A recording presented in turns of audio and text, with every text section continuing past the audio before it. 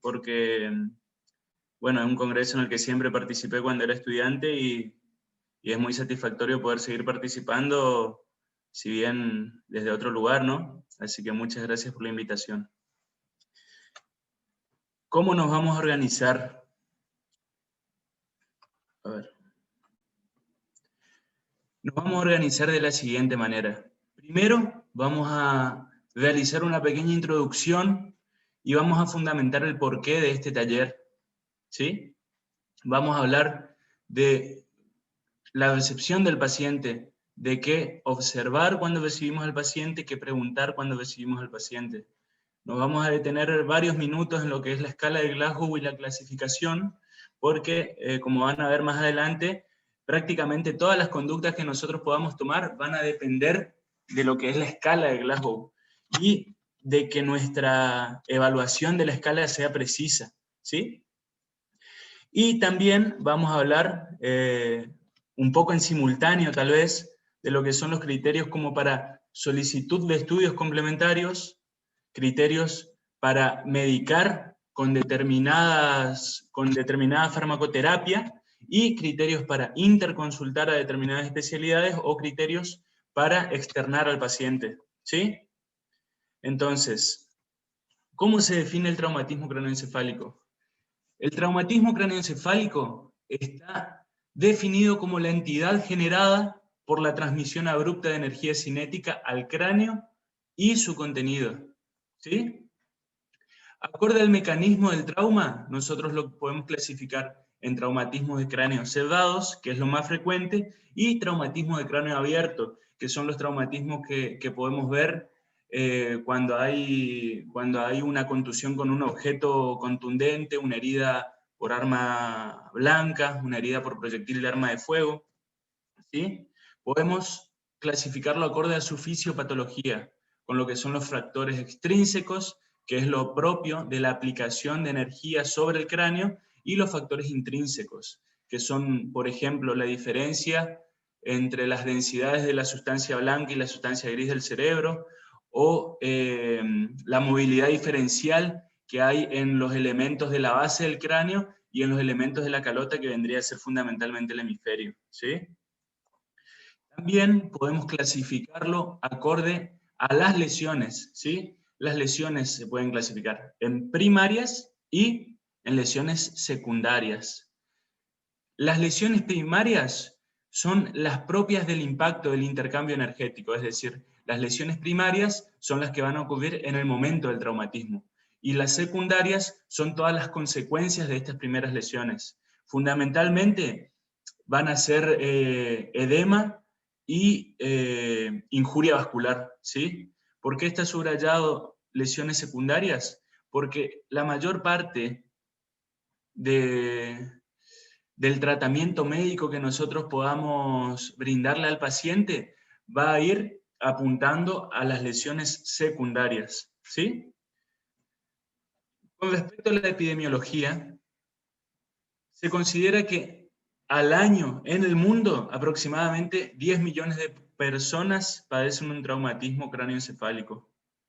Constituye la primer causa de muerte en pacientes menores de 40 años y la causa más frecuente son los siniestros viales, ¿sí? Recordemos la diferencia entre siniestro y accidente. Cuando hablamos de accidente estamos hablando de un hecho fortuito e inevitable.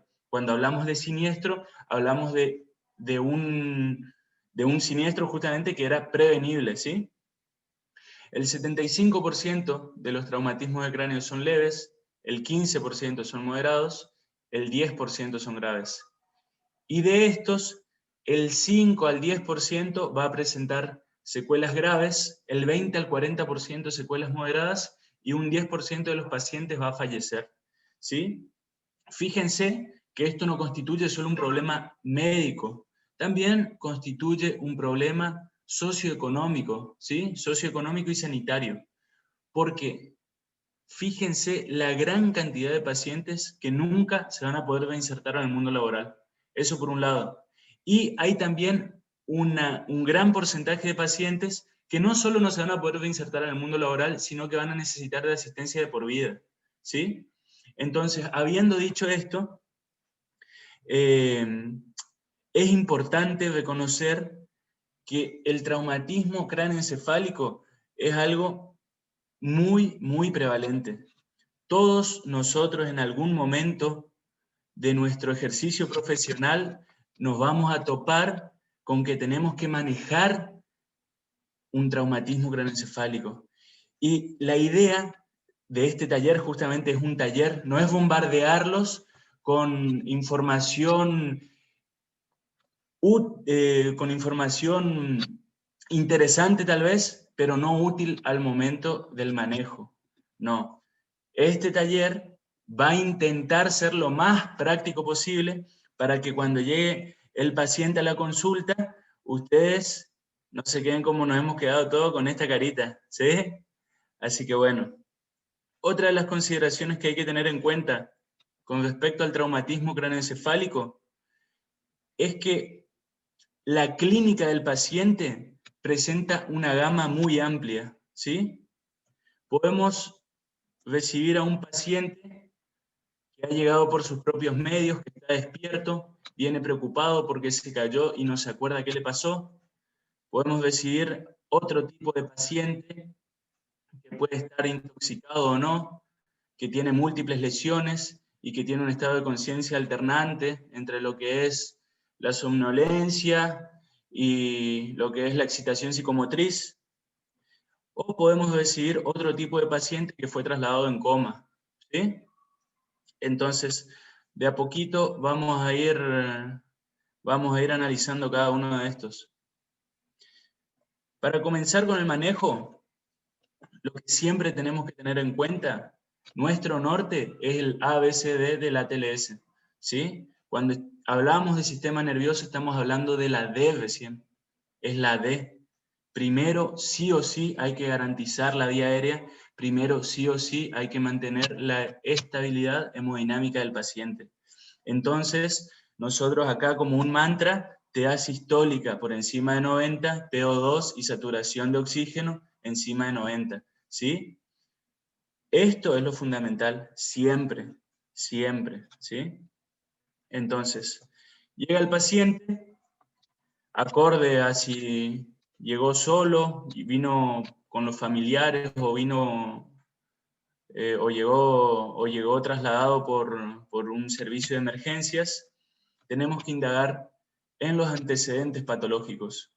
Cuando hablamos de antecedentes patológicos, lo que más nos interesa es saber si el paciente está anticoagulado o tuvo una discrasia sanguínea, ¿sí? O padece una discrasia sanguínea, sea hemofilia o cualquiera de esas, ¿sí? Primero preguntamos eso. ¿Por qué? Porque esos pacientes son los que mayor riesgo tienen de desarrollar lesiones en diferido, ¿sí?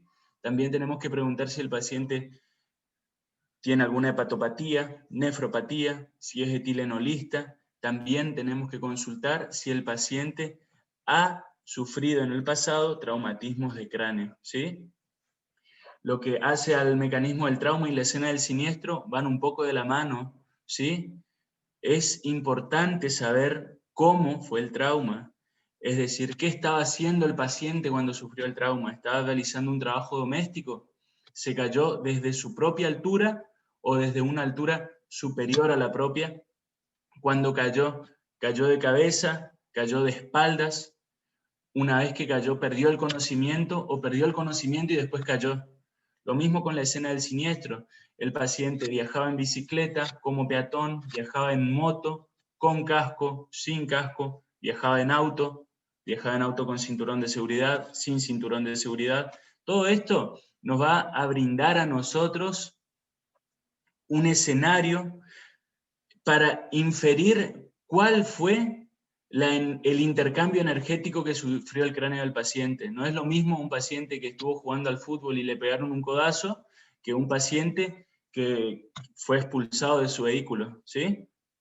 También hay que tener en cuenta lo que es el estado de conciencia y el estado durante el traslado, ¿sí? ¿Qué pasó durante el traslado? El paciente estaba despierto y después perdió la conciencia, estuvo inconsciente durante todo el traslado, vomitó, ¿cuántas veces vomitó? ¿Convulsionó o no convulsionó?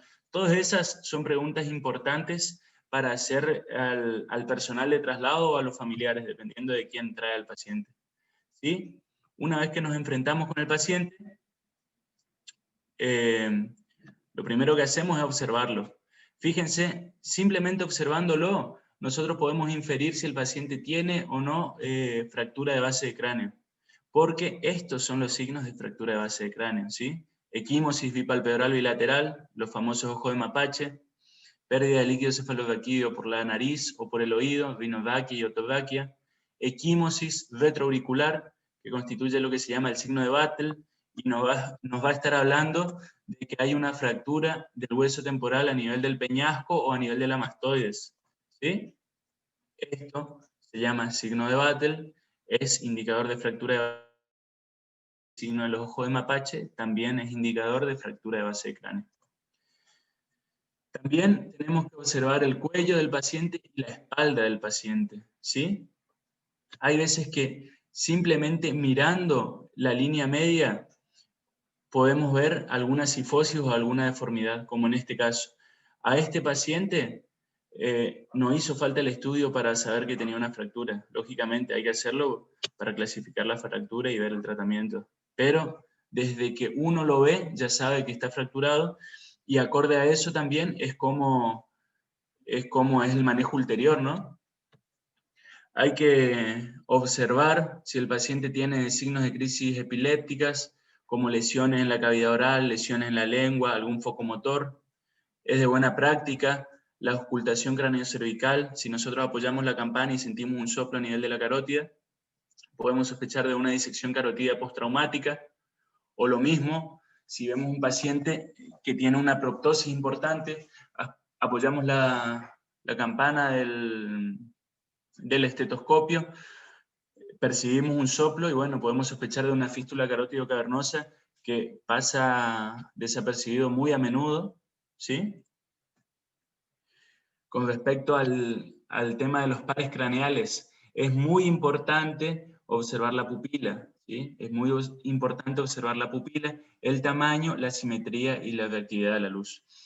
Una pupila dilatada nos puede estar hablando de una parálisis de un tercer par craneal. Y la parálisis del tercer par craneal nos está hablando de hipertensión endocraneana.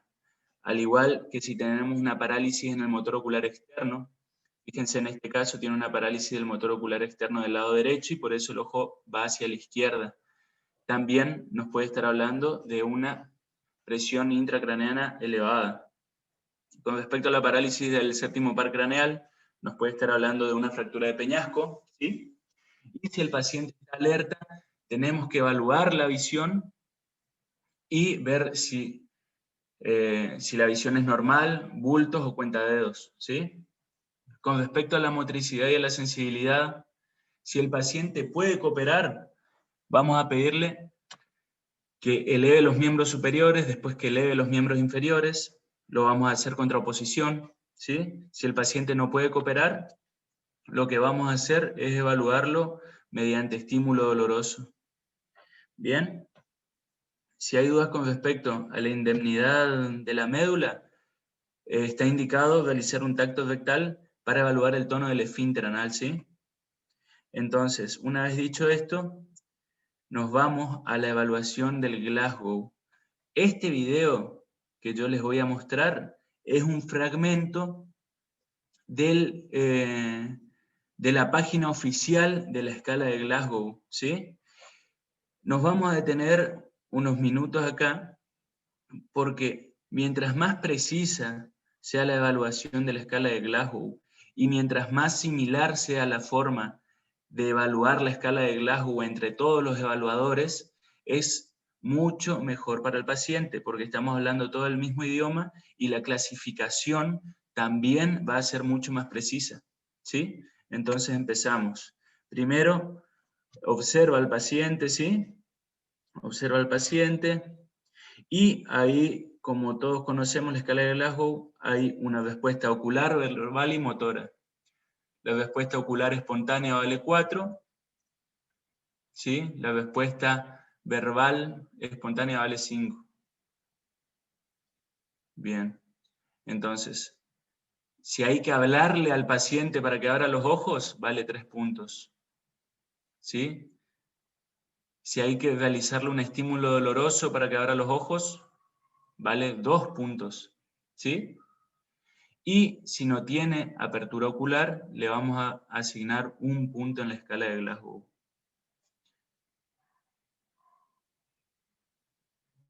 Si el paciente está orientado, le ponemos 5 puntos en la respuesta verbal.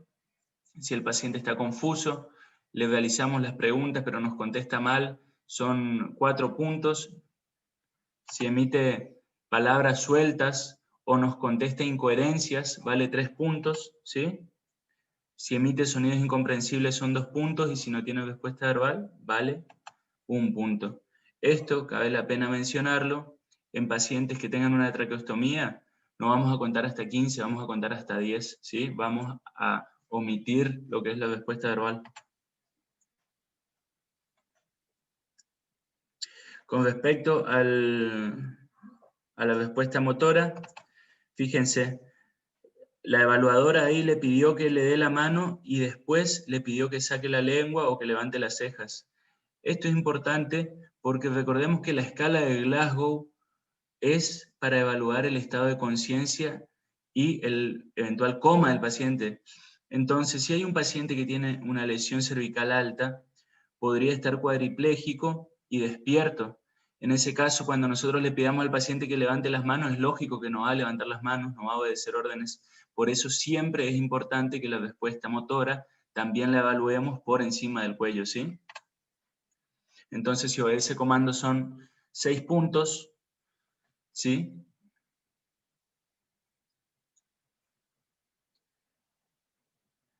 El estímulo algésico se hace apretando el trapecio 10 segundos, ¿sí? O a nivel de la arcada supraorbitaria. Fíjense, cuando el paciente localiza el dolor,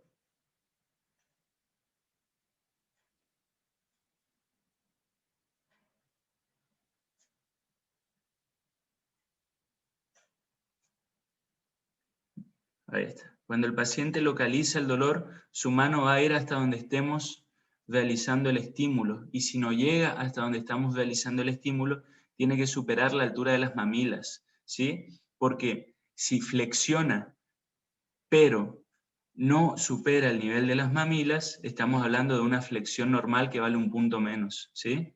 Eso sería una flexión normal, que se va a diferenciar de la flexión anormal porque es rápida, y la flexión anormal, además de ser lenta, es con el puño cerrado y rotación interna del brazo. Fíjense qué diferente, ¿sí?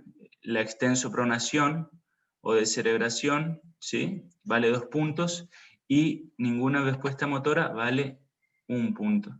Acá fíjense, de este lado el paciente tiene una flexión anormal y de este lado muestra una extensión.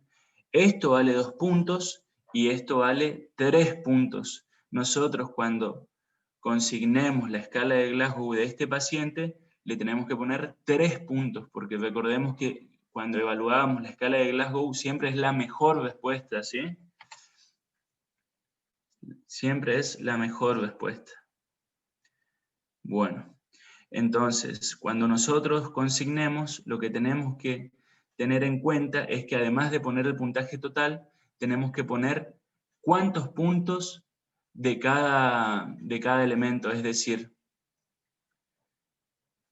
por ejemplo acá, tuvo, a ver, ahí está, al sonido 3, las palabras tanto y motor tanto, ¿sí? No solo tenemos que poner Glasgow 13 en 15 o 14 en 15, sino que también tenemos que poner cuántos puntos de respuesta ocular, cuántos puntos de respuesta verbal y cuántos puntos de respuesta motora, porque en el control periódico del paciente eso va a ir variando y eso nos va a ayudar mucho en el manejo. Bueno, entonces, ahora que ya vimos lo que es la escala de Glasgow, podemos pensar que el paciente que llegó caminando solo de la casa y preocupado puede tener un Glasgow de 14 o 15, es un TEC leve, ¿sí? El paciente que llegó con un estado de conciencia alternante, con excitación psicomotriz por momentos puede tener un Glasgow entre 9 y 13, que vamos a decir que se trata de un TEC moderado, y el paciente que tiene un Glasgow de 8 o menos constituye un TEC grave, ¿sí? Entonces vamos a empezar con el manejo del TEC leve, 14 y 15. Lo primero que tenemos que hacer es evaluar si este paciente tiene criterios para la realización de una tomografía, ¿sí?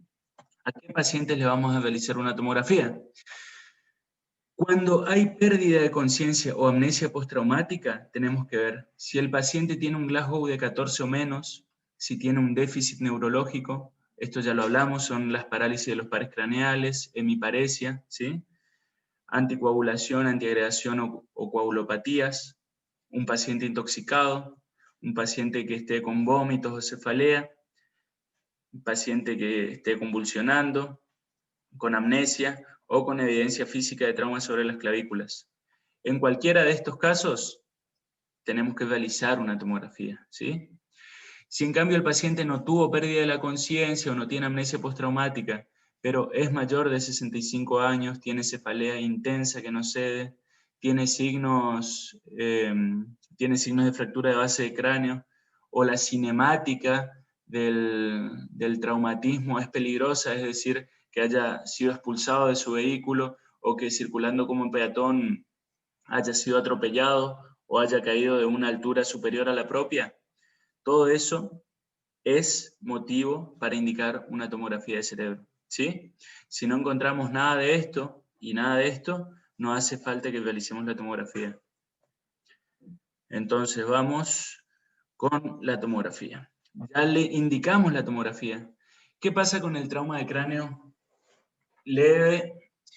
Que hay veces que uno no sabe si el traumatismo de cráneo fue originado por otra situación médica que le generó al paciente un deterioro del estado de conciencia y caída, por ejemplo, ¿sí? Entonces, hay una amplia gama de diagnósticos diferenciales a tener en cuenta.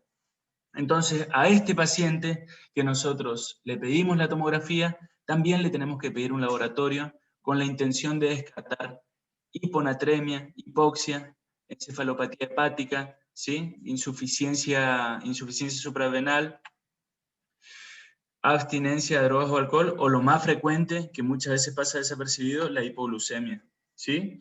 Entonces, como mínimo, nuestro estudio de laboratorio tiene que incluir hemograma, ionograma, estado de ácido base, glucemia, creatinina, hepatograma y coagulograma. El coagulograma, ya hablamos, lo mencionamos varias veces, lo vamos a seguir mencionando. El paciente anticoagulado es un paciente complejo, ¿sí?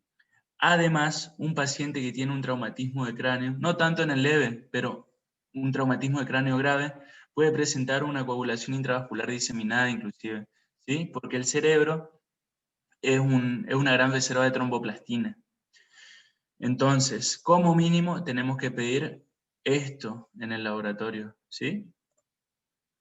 Bueno, entonces, ya hablamos de cuándo pedir la tomografía. Después tenemos que ver si la tomografía es normal o anormal.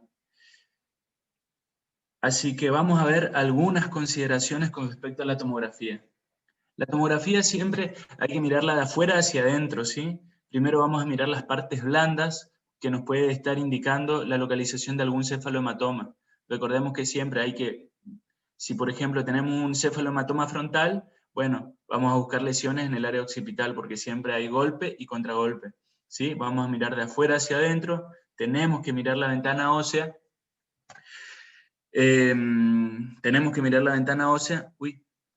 ¿sí? Tenemos que ver que tenga surcos corticales, ¿sí? Tenemos que ver que la interfaz entre sustancia gris y sustancia blanca esté conservada. Tenemos que ver la forma de los ventrículos y el contenido de los ventrículos, ¿sí? Tenemos que ver que los ventrículos no tengan sangre, por ejemplo, podrían tener aire también. Lo más importante, tenemos que ver que la línea media esté centrada, ¿sí? Muy importante. Podemos observar las fisuras silvianas, ¿sí? La cisterna cuadrigeminal.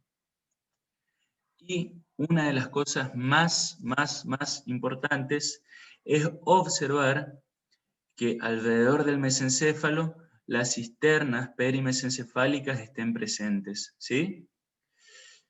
Esto se llama cisterna interpeduncular, esto se llama cisterna crural, esto se llama cisterna ambiens y cisterna cuadrigeminal. ¿Importa acordarse los nombres? Realmente no importa tanto acordarse los nombres. Lo que sí es importantísimo acordarse es que alrededor del mesencéfalo tiene que haber líquido, ¿sí? Tiene que haber líquido. Esto es siempre, básicamente el traumatismo cráneoencefálico es siempre un juego de contenido-continente. Es decir, ¿hay espacio o no hay espacio? Básicamente eso, ¿sí? Entonces, uno de los parámetros que más tranquilidad o más nos puede preocupar cuando miramos una tomografía es la presencia de las cisternas perimesencefálicas, ¿sí? Entonces, habiendo visto esta tomografía, un informe muy escueto, podríamos decir que en la tomografía se observan los surcos y las cisternas presentes, la línea media centrada, los ventrículos libres de configuración habitual, ¿sí? Volvemos a nuestro cuadrito y vemos, la tomografía fue normal, el paciente está asintomático y no tiene factores de riesgo, como estar anticoagulado, como tener algún tipo de discrasia sanguínea o hepatopatía severa, podemos considerar el alta con signo de alarma. Si el paciente está asintomático, pero tiene alguno de estos factores de riesgo, hay que observarlo por lo menos 6 a 12 horas, y si empeora, hay que solicitar una nueva tomografía. Lo mismo que el paciente sintomático con factores de riesgo tiene que ser sometido a observación, si empeora, hay que realizarle una nueva tomografía. Si el paciente está sintomático, es decir, tiene cefalea, episodios de vómitos, y no tiene factores de riesgo, lo que vamos a hacer es observarlo, realizar analgesia, y si en 6 a 12 horas la sintomatología cede, lo podemos evaluar, externarlo, ¿sí? Si una tomografía es anormal, vamos a pedir interconsulta al neurocirujano de guardia, y acorde a las lesiones que pueda tener el paciente, vamos a iniciar terapia anticonvulsivante profiláctica, ¿sí? Con fenitoína, 100 miligramos vía oral cada 8 horas. Si lo vamos a hacer endovenoso, hay que hacerlo diluido porque es irritante, ¿sí? Entonces, cuando haya factores de riesgo para presentar convulsiones, medicamos con fenitoína. Y ahora ustedes me van a decir, y bueno, ¿cuáles son esos factores de riesgo para presentar convulsiones? Ahí yo se los digo. Son que el paciente tenga un Glasgow inferior a 10, que posea antecedentes de alcoholismo, que muestre contusiones cerebrales. Recordemos que las contusiones son lesiones heterogéneas con un componente hiperdenso hemático y un componente hipodenso que corresponde al edema perilesional, que siempre, o en la mayoría de las ocasiones, se va a presentar en el polo frontal, polo temporal y polo occipital contra las prominencias óseas. El paciente muestra una fractura hundida, ¿sí? Con lesión subyacente, fíjense acá, una hemorragia subaracnoidea, una contusión incipiente. Hay que recordar la importancia de que cuando la tabla externa supera en el espesor a la tabla interna, debe ser resuelto en forma quirúrgica. Si las fracturas hundidas, como esta por ejemplo, tienen herida, hay que revisar que no pierda líquido cefalorraquídeo por la herida, porque cuando hay una fractura hundida, ustedes tienen todo el derecho a pensar que la dura madre está lacerada, ¿sí? Hematomas extradurales, recordemos, el hematoma extradural generalmente es de origen arterial, ¿sí? Tiene forma de lente biconvexa, ¿sí? Y cuando supera el 1,5 centímetros de espesor, es de resolución quirúrgica. El hematoma subdural, mucho más grave, ¿sí? Forma de semiluna, generalmente producida por un sangrado venoso, y cuando supera el centímetro de espesor o cuando es sintomático, ya sea clínico o imagenológico, también es de resolución quirúrgica, ¿sí? En todas estas situaciones que les he mostrado, el paciente tiene alto riesgo de presentar convulsiones. Entonces, lo vamos a medicar con una terapia profiláctica con fenitoína, 100 miligramos cada 8 horas. ¿Qué pasa con el paciente que ya está convulsionando, que tuvo varios episodios de convulsiones? A ese paciente le tenemos que realizar una carga con fenitoína, ¿sí? Este esquema que yo les armé acá es fundamentalmente regla 3 simple.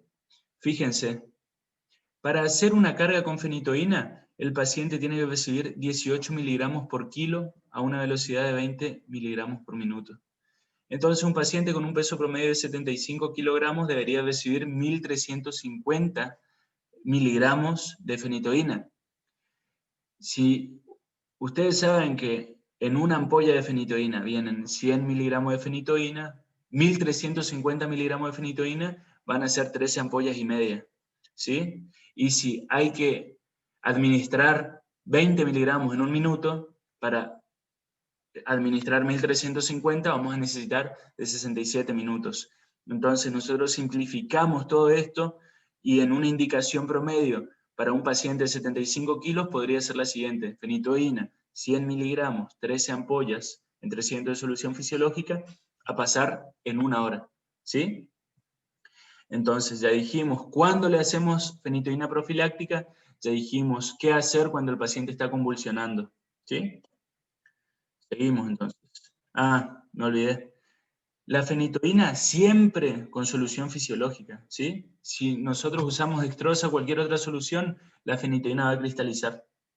Y otra consideración a tener en cuenta es que la fenitoína no se usa por vía intramuscular porque la absorción no es confiable y además podemos generar abscesos, ¿sí? Volvemos a nuestra tablita. ¿Y qué nos queda ahora? Hablar de la tomografía cervical, ¿sí? Esto siempre es un tema: ¿cuándo pedir, cuándo no pedir? ¿Qué hacemos con la tomografía cervical? Lo que hay que saber como mnemotecnia, o está bueno recordarlo como mnemotecnia, es que un intercambio energético capaz de fracturar el cráneo es capaz de fracturar la columna cervical. Y además las situaciones, los eventos o los siniestros que fracturan el cráneo son la misma cinemática que van a fracturar a la columna cervical, ¿se entiende? Entonces, no es tanto cuando pido tomografía de columna cervical, sino más bien cuando no pido, ¿se entiende? Es más común pedir tomografía cráneo cervical que pedir solo tomografía de cráneo, porque además cada vez, por estas cosas que les estoy contando, cada vez se habla más de traumatismos cráneoencefálico cervical como una entidad única, ¿sí? Entonces, ¿cuándo no vamos a pedir tomografía de columna cervical? No vamos a pedir la tomografía de columna cervical cuando el paciente esté completamente lúcido y sin signos de intoxicación alcohólica o por drogas. ¿Por qué? Porque el examen físico y el interrogatorio en un paciente intoxicado no es confiable, ¿sí? No vamos a pedir en un paciente que no tenga dolor cervical ni hiperestesia posterior, en pacientes que no tengan ningún déficit neurológico, y no vamos a pedir en pacientes que no tengan lesiones significativas. Por ejemplo, una fractura de cráneo. Entonces, nosotros recibimos un paciente, tiene un Glasgow de 14 en 15, le duele el cuello y tiene una fractura hundimiento frontal izquierda. ¿Tiene indicada una tomografía de columna cervical? Sí, tiene indicada una tomografía de columna cervical. Entonces, ¿cómo le hacemos el pedido? El pedido para la tomografía de columna cervical debe decir: tomografía de columna cervical, cortes finos con reconstrucción sagital y coronal, ¿sí? Tomografía de columna cervical, axial, mejor dicho, como dice ahí, con reconstrucción sagital y coronal, desde el occipucio hasta T1. Algunos preguntarán, ¿qué pasa con la radiografía de columna cervical? La radiografía de columna cervical no está más indicada. Ya no es algo que nos sirva porque tiene alta tasa de falsos negativos, ¿sí? Además hay un montón de cosas que no son visualizables en una radiografía de columna cervical, Como por ejemplo esto, la indemnidad del arco anterior y el arco posterior de C1, ¿sí? El atlas. Muchas veces esta vértebra se va a fracturar cuando hay una sobrecarga axial. Por ejemplo, un vehículo que ha volcado y todo el peso del paciente fue sobre la cabeza, todo el peso del cuerpo fue sobre la unión occipito-cervical, ¿sí? Entonces es muy frecuente que esta vértebra se fracture, y esta es una de las vértebras que no podemos observar de forma adecuada con un estudio de radiografía simple, ¿sí? Fíjense, además, la primera vértebra cervical, el atlas, tiene la particularidad de que al fracturarse, los fragmentos migran hacia afuera. Entonces, esta fractura en algunos casos puede ser inclusive asintomática, ¿sí? Entonces, ¿qué vamos a observar? Así como dijimos lo básico, para observar una tomografía de cerebro, vamos a comentar lo básico para una tomografía de columna cervical. ¿Qué es lo que tenemos que tener en cuenta? Que la línea marginal anterior, la marginal posterior, la espinolaminar y la espinosa posterior generen curvas armónicas, ¿sí? Es decir, que no haya ningún escalón, que no haya ningún fragmento óseo que quiera trascender a estas líneas, ¿sí? Vamos a observar la simetría de los cuerpos vertebrales, ¿sí? Los espacios intervertebrales. Vamos a observar también la posición de las facetas articulares, ¿sí? Esto es importantísimo, chicos. Si en algún momento ustedes ven que esta porción de la faceta articular está aposicionada por encima de la suprayacente, o sea, si este fragmento está acá, estamos hablando de un encastramiento facetario. Eso es súper grave y súper quirúrgico, ¿sí? Lo que también hay que tener en cuenta es el espacio interatlas odontoideo. Si este espacio que nosotros vemos acá supera los 4 milímetros, tenemos que sospechar de que hay una lesión en el ligamento transverso, que también puede ser de tratamiento ortésico o tratamiento quirúrgico. Con respecto al collar cervical, ¿cuándo no vamos a usar el collar cervical? Lo mismo, en un paciente que esté lúcido, que no presenta ningún déficit neurológico, no presenta luxación por extensión, dolor ni hiperestesia cervical, y que tiene la amplitud del movimiento completa. ¿Qué es la amplitud del movimiento? Que ustedes le pidan al paciente que gire todo el cuello y a ver si eso no le despierta dolor o no le despierta síntomas como parestesias o paresia en alguno de los miembros, ¿sí? El traumatismo encefálico penetrante, tampoco hace falta usar el collar, salvo que la trayectoria del proyectil, suponiendo que es una herida por proyectil de arma de fuego, involucra la columna, ¿sí? Bueno, venimos bien. A ver, entonces, si la tomografía de columna cervical es normal y el paciente no tiene foco motor sensitivo, es decir, que mueve los 4 miembros y no tiene debilidad al mover los miembros y no tiene parestesias ni ninguna otra alteración sensitiva, podemos retirar el collar cervical, ¿sí? Si el paciente tiene una tomografía de columna cervical normal, pero tiene dificultad en los movimientos o refiere parestesias en ambos miembros superiores, por ejemplo, ahí no tenemos que retirar el collar cervical. Y lo que tenemos que hacer es pedir una resonancia, porque este paciente puede tener una lesión de partes blandas o puede tener, por ejemplo, una hernia de disco postraumática, y nosotros al retirar el collar podemos empeorar la lesión, ¿sí? Entonces, si vemos una tomografía cervical normal y el paciente está sintomático, retiramos el collar. Si el paciente está sintomático, pedimos una resonancia. Y si la tomografía de columna cervical es anormal, es decir, observamos fractura, observamos algún tipo de lesión, lo que tenemos que hacer es consultar al neurocirujano de guardia y pedir también una resonancia de columna cervical. ¿Sí?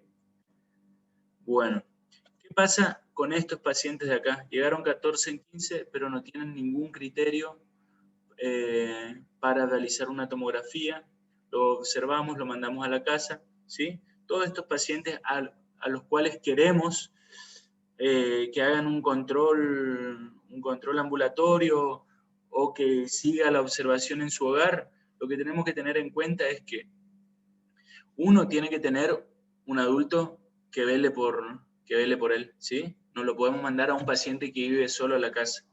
Tampoco lo podemos mandar a la casa al paciente si vive a 8 horas del hospital más cercano, ¿sí?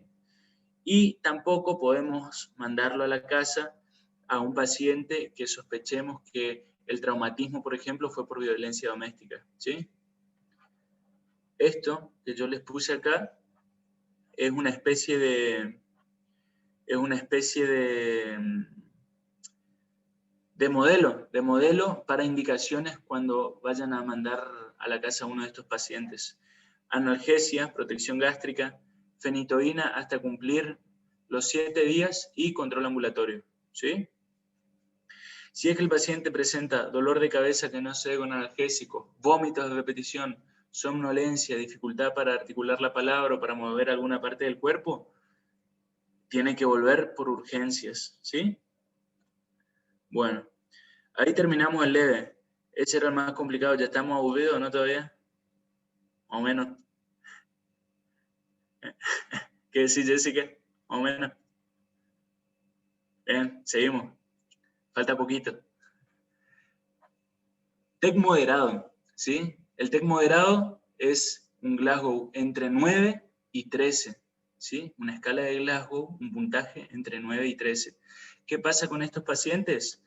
Desde el vamos, un paciente que tiene 13 o menos en la escala de Glasgow debe recibir una tomografía de columna cerebral y cervical, ¿sí? También, si el paciente tiene un puntaje inferior a 12, hay que realizar interconsulta con terapia intensiva y también hay que realizar la solicitud de laboratorio como vimos recién, ¿sí? Con todos los parámetros que habíamos solicitado recién. Si nosotros encontramos que la tomografía de cráneo es normal, descartamos intoxicación y todas las causas metabólicas con nuestro laboratorio, lo vamos a observar al paciente. Estos pacientes, lo que a mí me gustaría que se lleven es que estos pacientes que tienen un Glasgow entre 9 y 13 son pacientes súper difíciles. En primer lugar, porque andan mal, ¿sí? Son pacientes que se deterioran, son pacientes que requieren mucho cuidado, son pacientes que por momentos tienen excitación psicomotriz y lo primero que uno tiende a hacer es querer sedarlo, ¿sí? El tema es que si uno lo seda o quiere usar alguna benzodiazepina, complica el cuadro. Uno porque, bueno, ustedes saben que hay depresión de la función respiratoria. Y por otro lado, hace que la evaluación constante de la escala de Glasgow, porque recuerden que esto no es una sola vez, a medida que van pasando las horas seguimos evaluando el puntaje de Glasgow del paciente. Bueno, ese es otro problema con las benzodiazepinas, que si nosotros sedamos a estos pacientes, nuestra evaluación no va a ser fidedigna. Por eso muchas veces está indicado realizar una buena analgesia.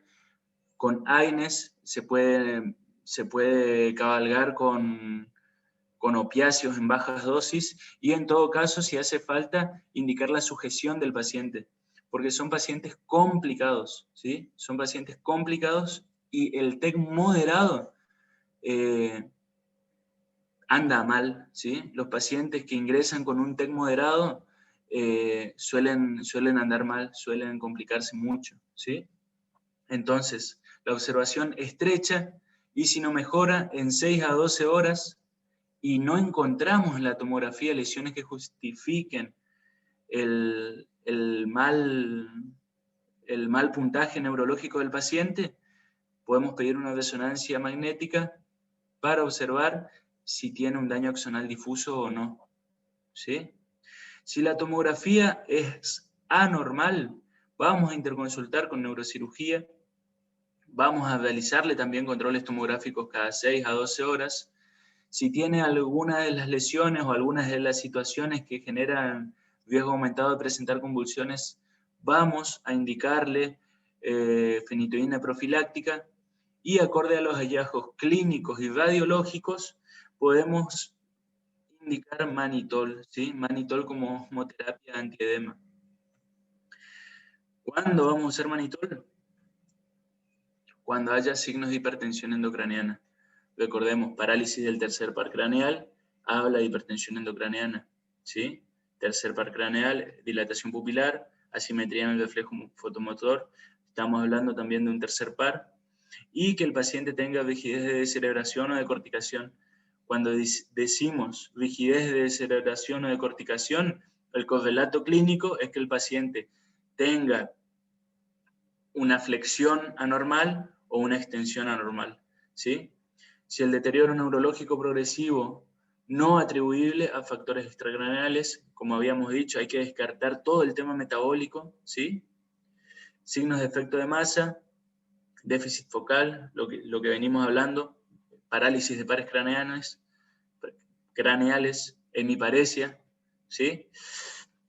Que el paciente se deteriore de forma repentina, que dilate una pupila, ¿sí? O si en la tomografía observamos lesiones que estén relacionadas con el aumento de la presión intracraneana.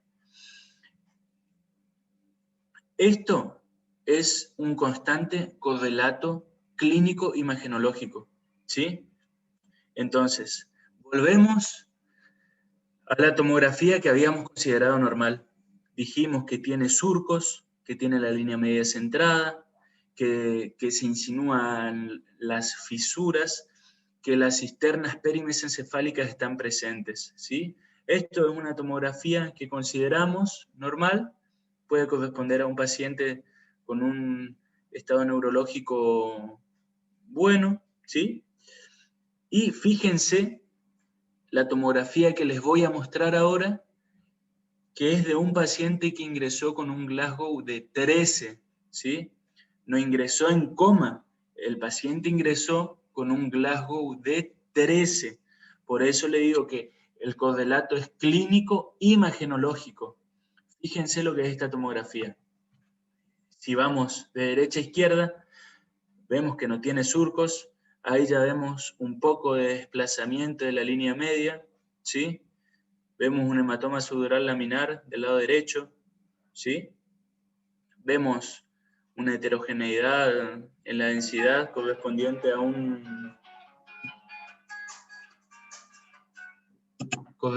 una contusión en el área frontal, ¿sí? Vemos el subdural laminar, vemos el desplazamiento de la línea media, y lo que veníamos hablando, fíjense, las cisternas perimesencefálicas no están, ¿sí? Inclusive si no tuviéramos el asta temporal acá, podríamos sospechar de que no estamos viendo el mesencéfalo.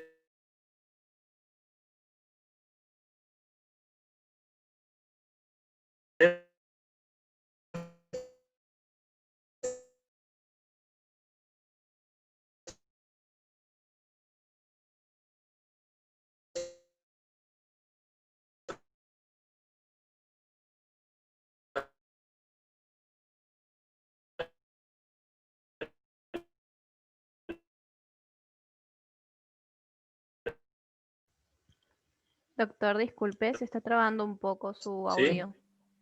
Fíjense, también tenemos contusiones y demás. Sí. ¿Cómo? Se está trabando un poco su audio. Hola. Ahora se lo escucha bien. Hola, hola. ¿Ahí? Ahora sí, pero ¿Ahora se escucha bien? Lo último que dijiste no se escuchó eso. ¿La descripción de la tomografía se escuchó? Sí, pero hasta una parte. Bueno, repetimos rápido. No tiene surcos, tiene la línea media desviada, vemos contusiones, vemos un desplazamiento importante de la línea media hacia la izquierda, y lo que quería hacer hincapié, las cisternas perimesencefálicas están completamente bordadas, ¿sí? Entonces, por más que tenga un puntaje en la escala de Glasgow de 13, que no necesariamente es tan malo, cuando ustedes vean una tomografía así, sepan que el paciente va a andar mal, ¿sí? Va a andar mal, sépanlo. Así que bueno, seguimos. Este paciente, por ejemplo, les voy a mostrar la tomografía completa, es un candidatazo para recibir terapia antiedema, ¿sí? Hay muchas terapias antiedema. Nosotros, como la finalidad de esto es que sea práctico, hablamos del manitol, pero hay muchas terapias, ¿sí? Así que fíjense. Bueno, seguimos entonces. Decidimos que vamos a usar el manitol. Ahora la pregunta es cómo lo vamos a usar. El manitol se da en bolos, ¿sí? No se da en infusión continua. Y se va a dar con una carga de 1 gramo por kilo en 30 minutos y la dosis de mantenimiento va a ser de 0,25 a 0,50 cada 6 horas. El frasco de manitol viene en una solución al 15% y trae 500 mililitros. Entonces, si nosotros tenemos un paciente de 75 kilos y sabemos que es 1 gramo por kilo, un volumen de 500 va a traer 75 gramos. Entonces, ¿cómo indicamos la dosis de carga? Vamos a indicar 500 mililitros a pasar en 30 minutos. Y el mantenimiento va a ser la mitad o 1/4 de la dosis a pasar cada 6 horas en 1 hora. ¿Sí? Continuamos. ¿Qué hay que tener en cuenta con el manitol?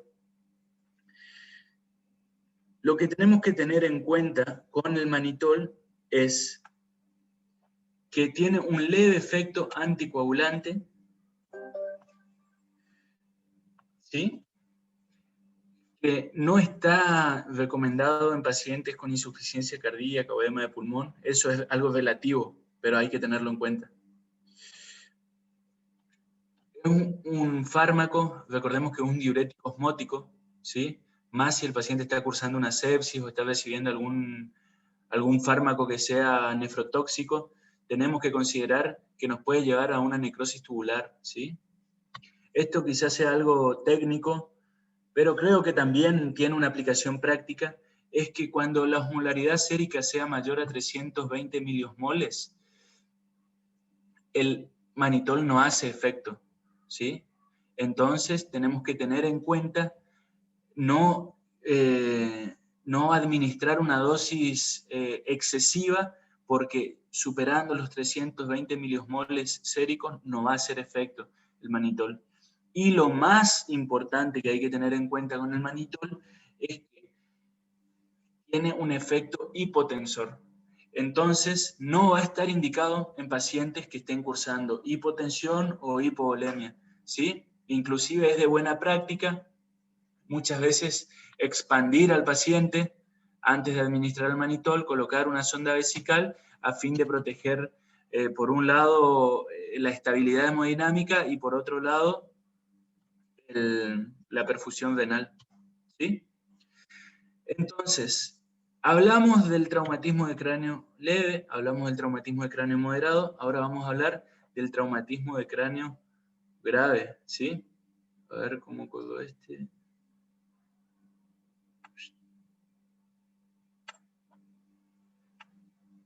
Uy, bueno, no sé. Bueno, el paciente que ingresa con un traumatismo de cráneo grave, es decir, tiene un Glasgow de 8 o menos, es un paciente que está en coma, ¿sí? Es un paciente que está en coma. Eso hay que grabárselo. Un paciente en coma hay que intubarlo, ¿sí? No importa la causa. Un paciente en coma hay que proteger la vía aérea. Y eso es lo primero que nos va a preocupar a nosotros, ¿sí?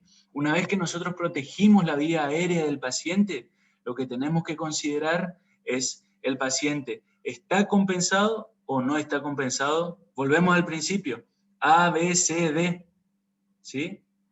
Las lesiones del sistema nervioso son la D, ¿sí? Y como dice acá, no hay ningún tipo de resolución neuroquirúrgica posible en un paciente que no tenga asegurada la vía respiratoria, la vía aérea, y que no tenga el estado hemodinámico compensado, ¿sí? No importa que el paciente cuando entra en coma, ustedes ven que tiene un cefalohematoma gigante, tiene una midriasis unilateral y una plejía del hemicuerpo. Sí, lo más probable es que tenga una lesión que haya que resolver de forma quirúrgica. Pero si el paciente está descompensado, ustedes no pueden llevarle al tomógrafo. Lo primero que tienen que hacer es compensar y reanimar al paciente, ¿sí? Una vez que el paciente esté compensado, ahí recién realizamos la tomografía cráneo-cervical y interconsultamos a terapia intensiva y a neurocirugía, ¿sí? El traumatismo de cráneo grave generalmente es patrimonio de los terapistas y ellos son los que van a desplegar toda su batería terapéutica con el paciente. Lo que nosotros cuando lo recibimos tenemos que hacer es ver si está compensado o descompensado, y si está descompensado, compensarlo. Fui medio repetitivo con eso, pero quería que quede claro. A ver, creo que estamos terminando, ¿sí? Vamos a sintetizar. Hablamos de la introducción y el fundamento del taller, hablamos de qué observar y qué preguntar cuando llega el paciente, nos detuvimos en la escala de Glasgow y la clasificación, y también hablamos de cuándo pedir estudios complementarios, qué medicar y cómo medicar, y también hablamos de cuándo y a quiénes pedir la interconsulta. Nos quedaría solo la conclusión, que es el correcto manejo médico en pacientes con traumatismo craneoencefálico va a reducir el número de estudios complementarios innecesarios, va a reducir el número de internaciones innecesarias y va a mejorar los resultados en pacientes que tengan que ser operados, ¿sí? Y a algunos pacientes inclusive el buen manejo médico los va a dejar exentos de una cirugía, ¿sí? Otra cosa que hay que tener en cuenta es que en esta patología, como en la mayoría, la interdisciplinariedad es fundamental, ¿sí? Si queremos resultados, tenemos que apelar siempre a la interdisciplinariedad. No me queda más que agradecerles, y bueno, ahí les dejo el contacto, les dejo una frase de nuestros grandes próceres, el país Julián Cini, que hace poco partió, ¿sí? Pero nos ha dejado tanto. Muchas gracias. Y bueno, no sé, Jessica, ahora, ¿qué pasa? Buenísimo, excelente la exposición, Doc. Bueno, ahora no sé si le parece que los chicos hagan la actividad que teníamos pensado para ellos. Dale. Les paso el link. Quedarían 25 minutos igual de reunión. Vamos a tratar que en ese tiempo que queda hagan la actividad que estaba propuesta para este taller, y también que después contesten la encuesta de satisfacción, ya que eso es lo que va a constatar después de que ellos estuvieron presentes en la actividad. Dale, dale, buenísimo. Gracias, Buenísimo. Jessica. ¿Alguno quiere hacer alguna pregunta al doctor? Eso también. Yo les puse si yo querían escribir en el chat algunas preguntas y yo les puedo ir, no sé si, a ver, sí, ahí están preguntando. Doc, ¿le parece que le vaya leyendo y usted responde? No sé. Sí, no hay problema. Bueno, ahí, A ver. a ver, vamos a ir mirando. María pregunta, buenas tardes, doctor. ¿Qué tan efectivo es el manejo del traumatismo craneoencefálico con solución salina hiperosmolar en reemplazo por manitol? Es muy efectiva, es muy efectiva. Por eso yo les decía, hay un montón de terapéuticas. Tenés el clorurado hipertónico, tenés la hiperventilación, tenés un montón de terapéuticas. Yo elegí el manitol porque es lo que más a mano está, lo que yo en los sanatorios o en los hospitales, en los centros que estuve, siempre hubo manitol, y además tiene un manejo simple y útil, pero sí es súper efectivo. El tema es que el manejo de la solución salina es tal vez un poquito más complejo, tiene otras consideraciones y por eso no lo incluís, pero sí es muy útil. Bien.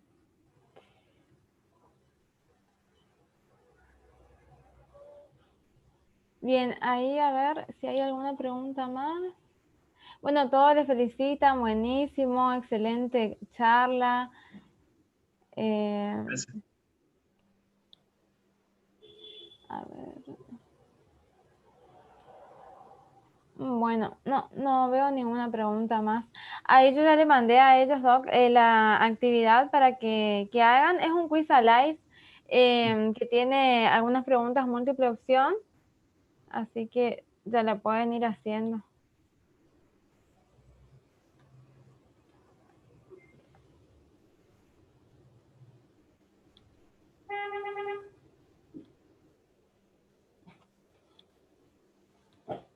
Bueno.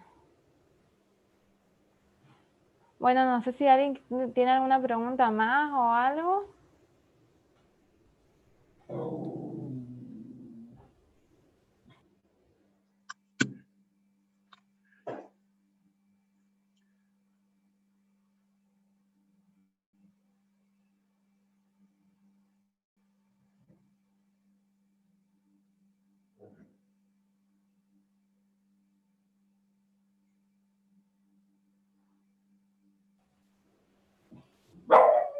Mi perro.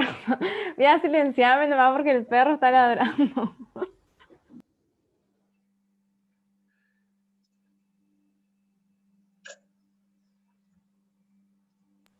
Ahí me dicen que no pueden completar no le deja marcar las opciones del cuestionario. A ver, voy a mirar.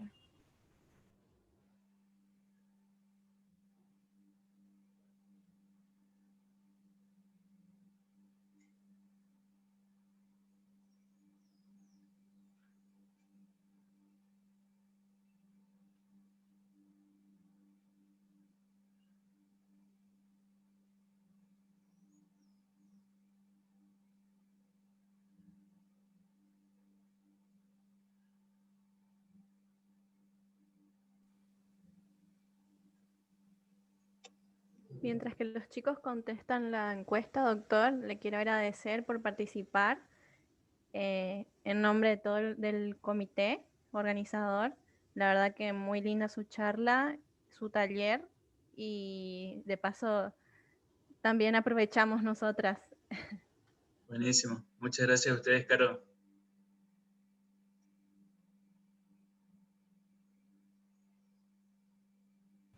Yo creo que no le está dejando a los chicos completar porque esta aplicación la tienen que tener descargadas en su compu, el Quiz Alive. Por eso se me hace que no le está dejando. Ah, De todas maneras, de última también lo que ellos podrían hacer es de descargarlo en su compu y hacerlo si total eso va a estar sí, disponible no en hay todo problema, momento. no hay problema. Eso, yo le había mandado las preguntas y el formato le dio Leandro, ¿viste? Ujú. No hay problema con eso. O en todo caso, si que te vayan contestando, y ya que estamos acá, le decimos cuál es la correcta y chau. Doc, ¿y Como- usted no, o sea, no podría compartir de última en su pantalla las preguntas y así los chicos van? Lo que pasa es que justo las preguntas no tengo, Jessy. No sé si vos no las tenés. A ver, voy a ¿O ver cómo si puedo te... hacer para compartir desde el teléfono en la pantalla? Yo mandé el link en el grupo, pero voy a ver si me deja al menos ver las preguntas Dale, desde dale. Yo la acá las aplicación estoy viendo esta. en el teléfono. En todo caso, si querés, vamos por número. eh, y si los chicos tienen el teléfono, lo vemos ahí como quieran. Ujú, a ver.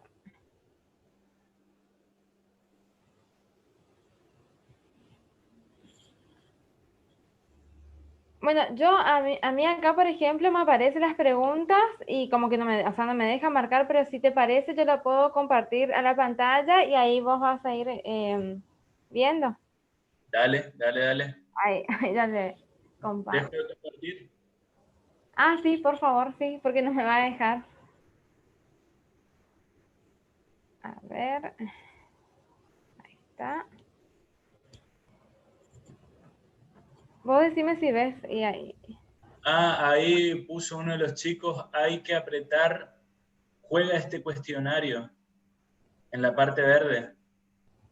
Ahí.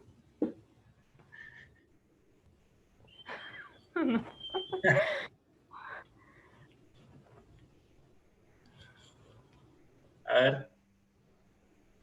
Sí, sí, ahí tienen que apretar y ahí ya le va. Ahí comenzar aparece y ahí ya pueden hacer. Perfecto. Buenísimo. Buenísimo. Igual, Doc, de todas maneras, si ellos tienen alguna duda o algo con alguna pregunta, le pueden consultar en el chat. Sí, sí, no hay problema.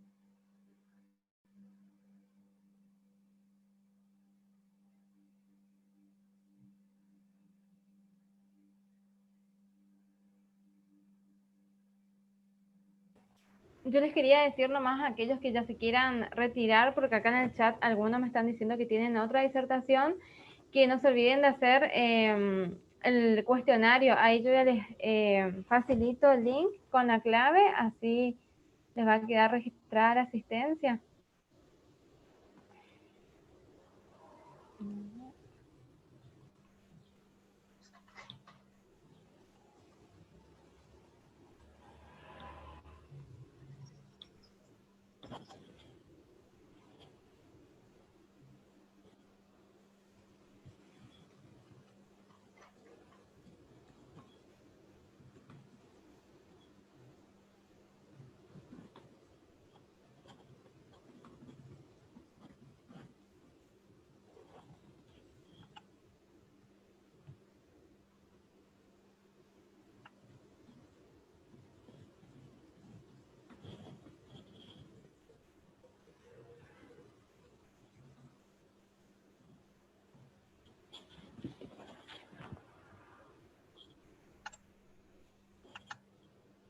Bueno, ahí ya les pasé el link y con la palabra clave todo en mayúscula. Glasgow en mayúscula.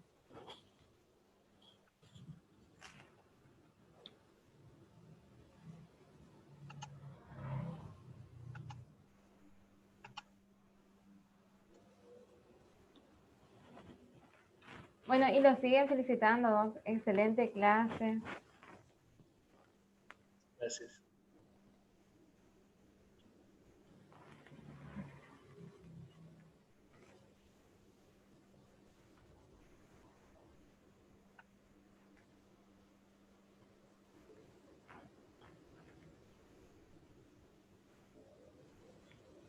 Muy bueno el cuestionario también.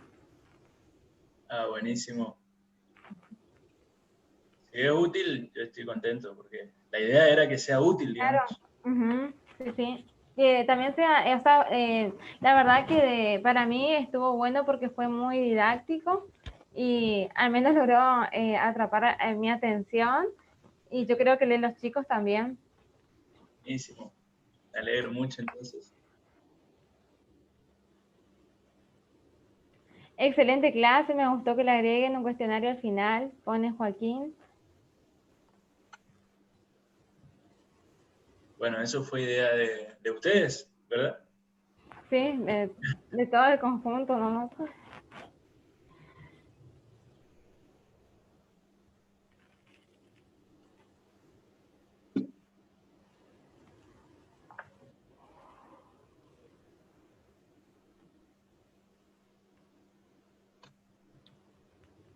Bueno, al parecer ya nadie tiene más ninguna duda ni nada, así Sí. que cuando desees ya le podemos ir finalizando la reunión. Ya quedan, Excelente, a ver, ¿cuántos participantes? Bueno, 84 personas quedan todavía. buenísimo. Excelente, entonces, Jessy, un gusto. No, un Gracias. gusto, por favor, gracias a vos por participar y excelente la charla, muy bueno. Un contacto. Chau, chau. Dale, chao, chao.